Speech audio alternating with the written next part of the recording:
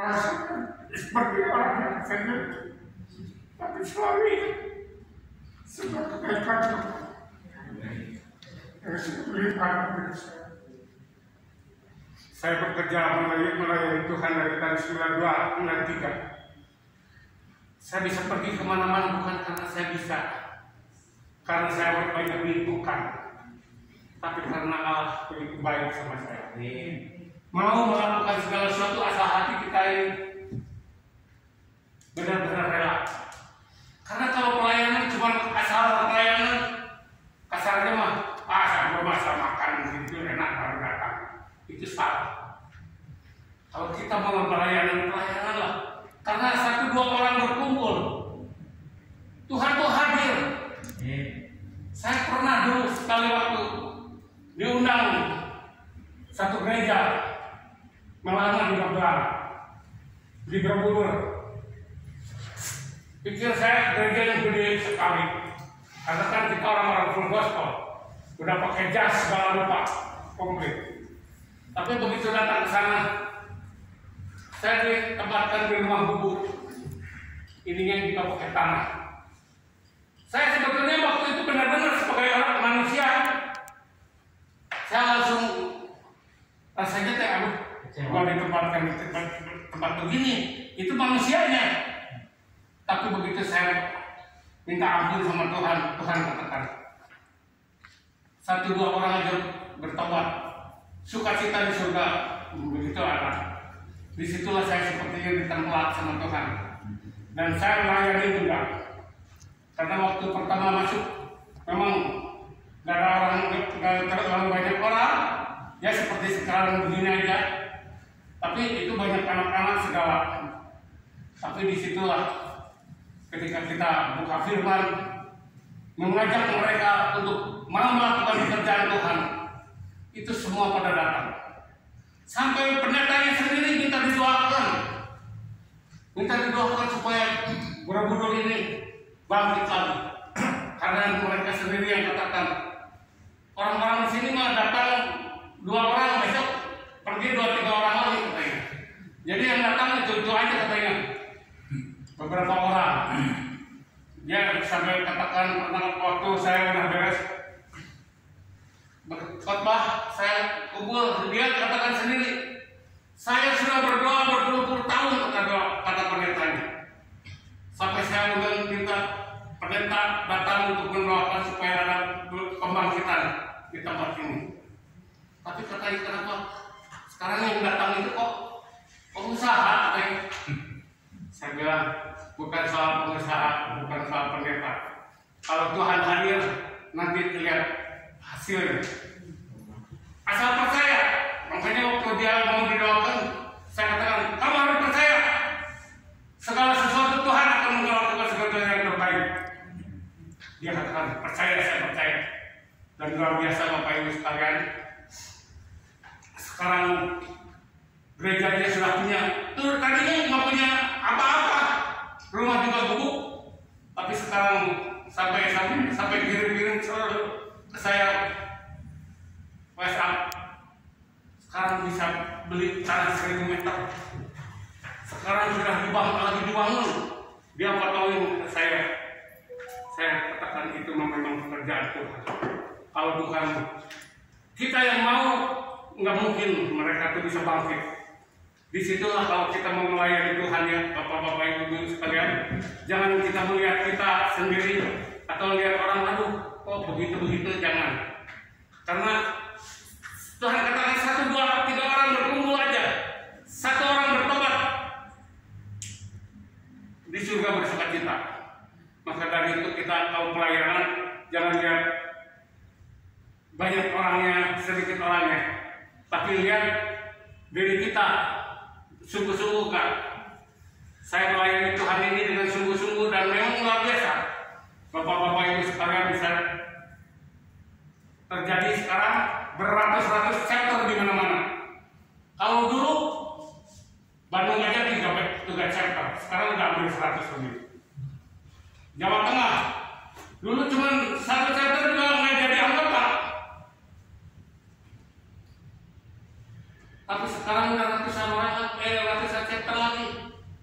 Di Bali dulu nggak ada, tapi ketika kita kumpulkan dan chapter dibentuk kembali, sekarang udah puluhan chapter lagi. Nah disitulah kalau kita mau melayani Tuhan dengan sungguh-sungguh, Tuhan yang bekerja bukan kita yang bekerja. Karena Tuhan akan lihat orang ini benar-benar melayani Tuhan Pak dengan hati yang sukacita nggak. Kan banyak orang sekarang lihatnya teh, gua nggak bisa pergi, nggak ada duit, nggak bisa karena segala sesuatu halangan. Biasa setan selalu mengganggu halangan. Tapi ketika kita lawan semuanya, Tuhan yang akan bekerja. Saya sudah saya rasakan semua yang saya lakukan terjadi di mana-mana. Dan sekarang chapter-chapter di mana-mana bangkit. Sampai ratusan orang kemarin waktu itu, walaupun saya tidak ikut semua karena terbatas. Satu, dan berkat itu berlimpah-limpah di semua kota-kota yang kita layani. Dan sekarang kita bisa lihat kebangkitan chapter-chapter di mana-mana. Maka dari itu kami menginginkan supaya semua rekan-rekan bangkit juga melayani, supaya yang lain umpama chapter-chapter yang lebih lucu bisa bangkit lagi, supaya Tuhan dipermuliakan, Tuhan diagungkan. Hanya oleh siapa? Oleh kita, anak-anaknya. Bapak-bapak, ibu-ibu siap melakukan semua ini? Amin. Mari kita lakukan segala sesuatu yang terbaik. Karena firman Tuhan mengatakan pergi jadikan semua bangsa murid. Itu perintah Tuhan, amanat agung Tuhan bagi kita. Tapi di balik itu, ingat Bapak Ibu, bukan asal perintah Tuhan itu bukan asal nyuruh aja pergi. Tapi di balik itu, aku akan melayanimu sampai akhir zaman, akan memberkati kita sampai akhir zaman. Itulah janji Tuhan sama kita. Kalau kita mau melakukan semuanya dengan baik dan benar, Tuhan memberkati.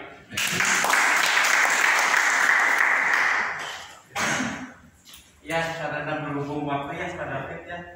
Jadi kita siapkan untuk firman Tuhan.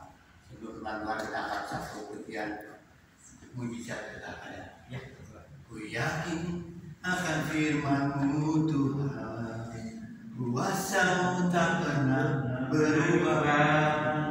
Selama matahari masih bersinar, ku tahu mujizat-Mu tetap ada. Ku pegang teguh janji-Mu Tuhan, meski kita ada satu berharap. Selama bumi ini masih berputar, ku tahu mujizat-Mu tetap ada. Yesus, Yesus, ku percaya mujizat ada di tempat ini. Ku disembuhkan, ku dimulihkan. Yesus, ku percaya. Dari awal, ku yakin akan firman Tuhan, kuasa-Mu tak pernah berubah. Selama matahari masih bersinar, ku tahu mujizat-Mu tetap ada.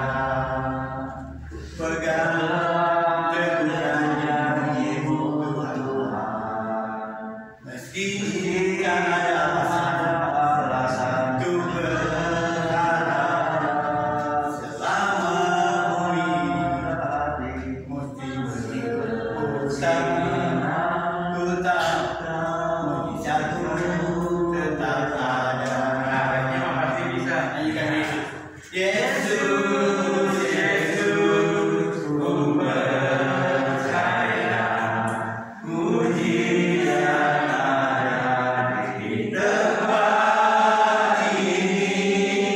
Ku disembuhkan, ku dimulihkan. Yesus, ku percaya. Yesus, Yesus,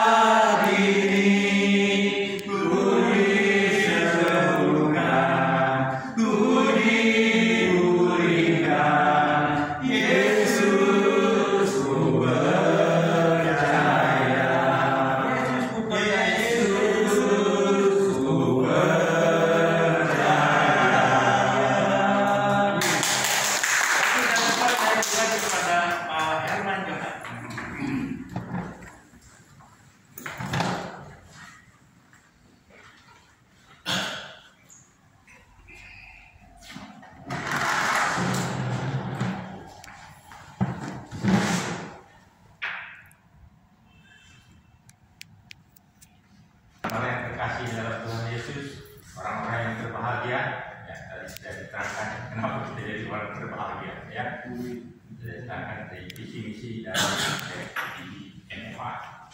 Nah, pada hari ini saya diberi kesempatan merenungkan firman Tuhan. Ya, namun sebelum kita merenungkan firman Tuhan ini, mari kita sama-sama berdoa. Mari kita berdoa. Bapa yang ada dalam kerajaan surga, Bapa yang selalu kami sembah di dalam Putra-Mu Yesus Kristus yang adalah Tuhan dan Juru Selamat kami. Kami mengucap syukur padamu Bapa, orang-orang yang tergabung di dalam FGD, MFI dan juga LFI. Tuhan, kami mengucap syukur karena Tuhan masih berikan kepada kami saat-saat seperti ini lagi ya Tuhan. Walaupun di tengah-tengah gelombang arus yang ada di hadapan kami, tetapi Tuhan masih memberikan kepada kami berkat yang kami bersama. Ada ungkapan-ungkapan syukur yang kami naikkan kepada Tuhan. Kami sudah naikkan puji-pujian kami kepadamu. Kami sudah memberikan kesaksian-kesaksian hidup kami, di mana Tuhan ada di dalam setiap kehidupan kami sebagai kesaksian hidup kami. Pada malam hari ini ya Tuhan, kami juga akan merenungkan kebahagiaan dari firman-Mu.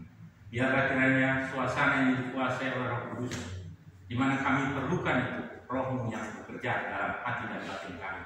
Biarlah kiranya Tuhan, apa yang akan kami renungkan pada malam hari ini, semua ini adalah bagian di dalam kehidupan kami beriman kepada Tuhan, agar tujuan hidup kami tetap terlaksana sesuai dengan rencana Tuhan bagi kehidupan kami sekalian. Terima kasih Tuhan akan apa yang akan kami renungkan pada malam hari ini. Semuanya ini untuk memuji dan membesarkan nama-Mu. Terpujilah nama Tuhan Yesus Kristus. Haleluya. Amin. Pada malam hari ini kita akan membaca sebagian pada firman Tuhan. Ya.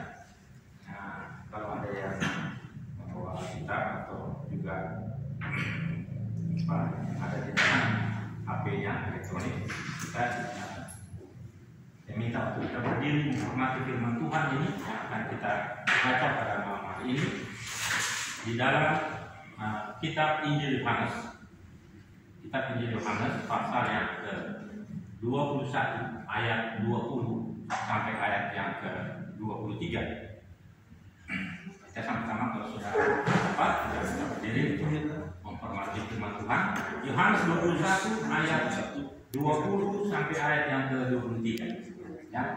Yang dikasihi Yesus sedang mengikuti mereka, yaitu murid-murid pada waktu mereka sedang makan bersama duduk dekat Yesus, dan dia berkata, Tuhan, siapakah dia yang akan menyerahkan Roh?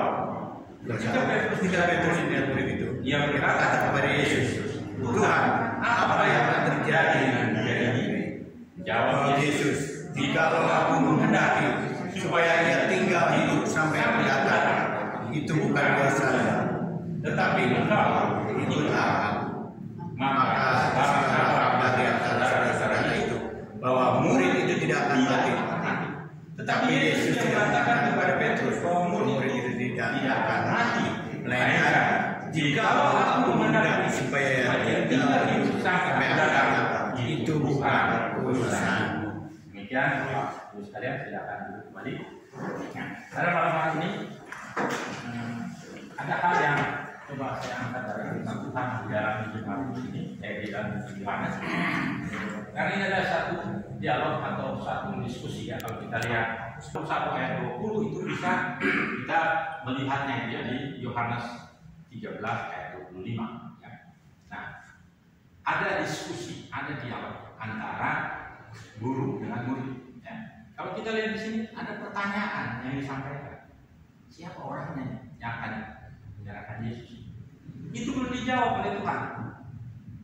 Nih yang menyerahkan ini, kan ada jawabannya tadi. Siapa dia? Iskariot. Tapi belum dijawab. Tiba-tiba ada pertanyaan lagi muncul. Yaitu dari Simon. Ini orangnya seperti apa nih? Nanti dia jadinya. Menuju kepada siapa? Kepada Yohanes. Tuhan. Ya. Jadi kalau kita baca Alkitab ini, ya ada 3 murid utama. Bukan utama itu berarti ya, karena ini sering dibawa oleh Tuhan dalam menghadapi segala sesuatu yang nantinya ada mengandung efek kerohanian di dalamnya. Contohnya, salah satu kalau misalnya ya 3 murid itu adalah Petrus, Yohanes dengan Yakobus. Yohanes dengan Yakobus itu bersaudara, mereka itu disebut dengan anak-anak guru. Ya. Boanerges. Nah, waktu kita cerita kembali mengenai ketiga murid ini dua murid ini berarti dua murid. Kalau mau bahasa ininya gacuan gitu ya. Jadi kita tidak membedakan murid, tapi maksudnya ini ketiga murid ini sering dibawa oleh Yesus, ya, untuk tadi salah satunya ke Gunung Tabor tadi.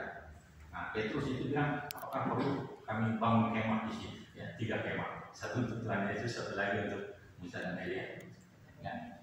Nah, di Gunung Tabor ini mereka bertiga, tetapi dalam peristiwa dialog ini hanya 2 orang saja, ya, yang masuk dalam perbincangan termasuk dengan Tuhan Yesus sendiri. Satu bertanya, siapa yang akan mengkhianati Allah? Ya, tidak tahu itu ya. Belum itu dijawab, timbul pertanyaan, nanti jadinya seperti apa dia orang ini? Ya, jadi Petrus tanya, nanti Yohanes itu nanti jadinya seperti apa? Nah, di sini tadi ada pertanyaan dari Pak Purnawirawan soalnya ini apa satu kata apa? Ya? Nah, saya mengaitkan ini dengan masalah menyalahartikan. Ini perkataan dia sebagai firman. Ada apa di dalam kitab suci itu mengatakan langit dan bumi ini mudah berlalu, artinya tapi perkataan Tuhan itu yang berlaku. Jadi ini perkataan Tuhan, kalau aku menghendaki supaya dia hidup sampai kedatanganku, nah tidak apa urusannya dengan. Nah, kalau di istilah sehari-hari ini ada orang yang namanya kepo gitu ya, ingin tahu aja urusan orang gitu kan. Ya, tapi ini seperti itu jawaban Tuhan. Kalau saya menghendaki, apa urusannya dengan kamu? Kamu itu ikut aku. Nah, gitu ya. Kalau kita membaca dialog tadi. Nah, sekarang apa artinya bagi kita? Ya, jadi kalau Tuhan bilang kalau aku menghendaki. Nah, sekarang kenyataannya Rasul Yohanes ini mati. Bahkan kalau kita baca risalah tentang Yohanes, dia mati sebagai martir. Bahkan dia matinya digoreng. Ya. Tapi apa sebelum dia jadi martir? Dia menerima wahyu Tuhan. Ya, di pulau yang bernama Patmos. Itulah saya kira juga di sana. Saya cerita di sana masih belum bisa masuk. Nanti saya masuknya lewat Belanda. Rencana saya. Ya. Jadi artinya Tuhan memberikan dia wahyu. Bahkan lebih dari masalah kedatangan Tuhan. Sebelum Tuhan datang itu tidak dapat wahyunya dulu apa yang terjadi. Kalau saya catat di sini, ya, ada beberapa yang harus terjadi sebelum kedatangan Tuhan. Ada contohnya di sini ada 7 meterai. Ya. Meterai pertama seekor kuda putih dan sebagainya bisa baca kita baca. Setelah itu ada peristiwa sangkakala. Ada 7 sangkakala juga. Jadi ada angka-angka 7. Ya, tapi kita tidak mensakrakan angka, boleh. Tapi ini peristiwa itu begitu. Jadi urut-urutannya meterai ada 7. Ya. Sangkakala ada 7. Ya. Setelah itu awan murka ada juga ada 7. Ya. Jadi sesuatu yang memang Tuhan sudah berikan itu kepada Yohanes. Sebelum kedatangan Tuhan itu akan ada seperti ini. Ya. Sehingga kita pun juga kalau ditanya kepada kita, ya, sebelum kedatangan Tuhan, ya, kita kan tidak tahu kapan Tuhan Yesus datang. Tapi tanda-tandanya saya akan bilang. Ya. Salah satu tanda yang sebentar akan terjadi kegenapan daripada kedatangan Tuhan itu adalah kita ini sebagai full gospel tadi ya sudah diceritakan juga oleh Pak Rudi ya, misi dan visi kita adalah menyebarkan Injil tadi karena full gospel itu Injil. Full itu adalah Injil yang benar yang full tadi. Ya, nggak boleh ada minusnya. Ada tulisnya juga boleh. Karena kita tahu ada beredar, ada Injil selain daripada Matius, Markus, Lukas dan Yohanes. Ada Injil lain. Nah, kita nggak boleh harus full, artinya full di Injil itu.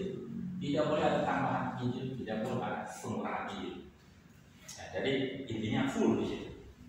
Nah, misi kita itu adalah tadi sampai ke ujung dunia tadi kan. Nah, itu juga adalah salah satu tanda yang Tuhan bilang. Peperangan boleh terjadi, gempa bumi boleh terjadi, segala macam boleh terjadi kan. Tanda-tanda yang misalnya kedatangan Tuhan.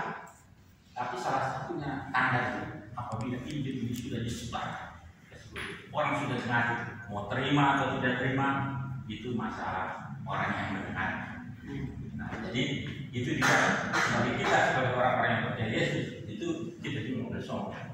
Kenapa saya bilang kita boleh sombong? Karena kita ini menjadi orang-orang yang sudah dipilih bahkan sebelum dunia dijadikan. Kita sudah dipilih oleh Bapa kita pencipta kita itu untuk percaya Yesus sebagai Tuhan dan Juru Selamat kita. Jadi itu adalah anugerah terbesar dalam hidup kita. Berapa miliar manusia yang sudah ada?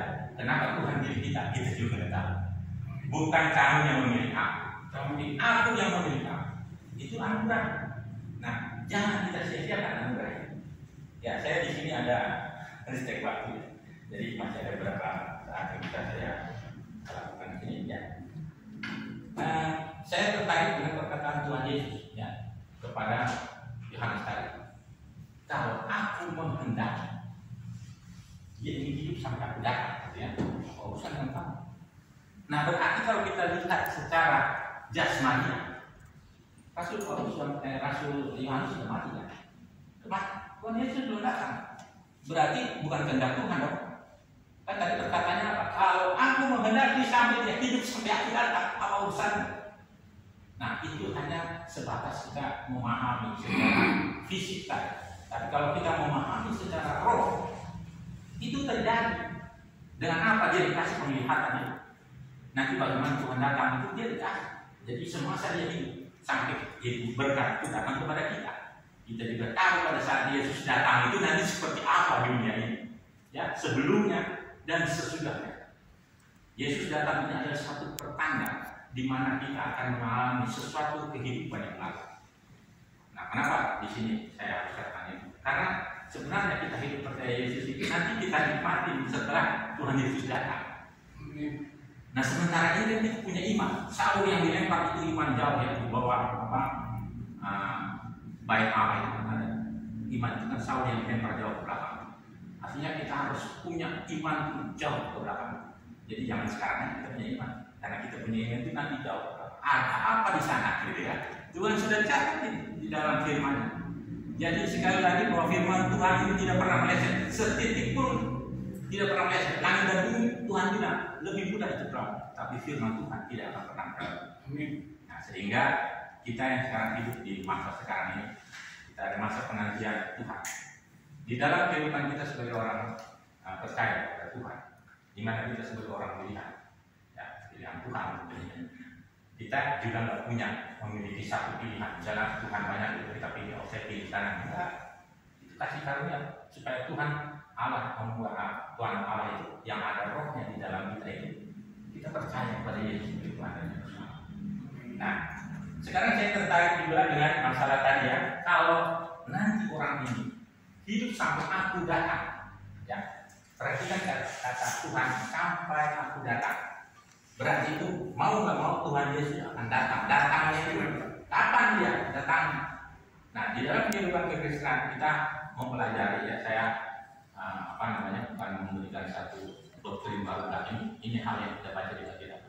Kita percaya Yesus itu harus kita perhatikan tentang 5 hal tentang Yesus. Saya sudah pernah juga informasikannya. 5 hal tentang Yesus, masalah kelahiran dia. Yesus itu lahir di dunia ini tentunya tidak sama dengan kita semua yang ada di sini, tidak sama. Beda dia, kan sama Roh Kudus dengan Roh Kudus ya, itu kelahiran. Jadi kalau orang cerita tentang kelahirannya macam-macam itu kita harus percaya bahwa dia itu memang sama dengan kita. Itu adalah hal yang menjadi manusia, itulah kelahiran dia di dunia ini. Nah, yang kedua itu tentang apa? Jadi kalau dia lahir, dia tentang saatnya dia mati. Jadi orang lain bilang yang mati yang tersalib bukan Yesus. Kita iman kita tetap percaya yang mati yang tersalib bukan dari Yesus. Ya. Terus apa lagi yang kita perhatikan? Jadi pada saat dia lahir, dia mati, dia bangkit. Ya, pada saat dia mati. Jadi, nah di dalam peristiwa Yesus mati, jadi dalam peristiwa Yesus mati, itu Tuhan Yesus selain dia memikul dosa. Dan di situ ada perkataan yang dia sampaikan. Jadi nama sebab tadi artinya ya Allahku, mengapa engkau meninggalkan aku? Artinya kan, bagi orang-orang yang mengejek kealahan daripada Tuhan, dia akan mengatakan begini, oh itu bukan Tuhan, kenapa Tuhan panggil Tuhan? Allah panggil Allah.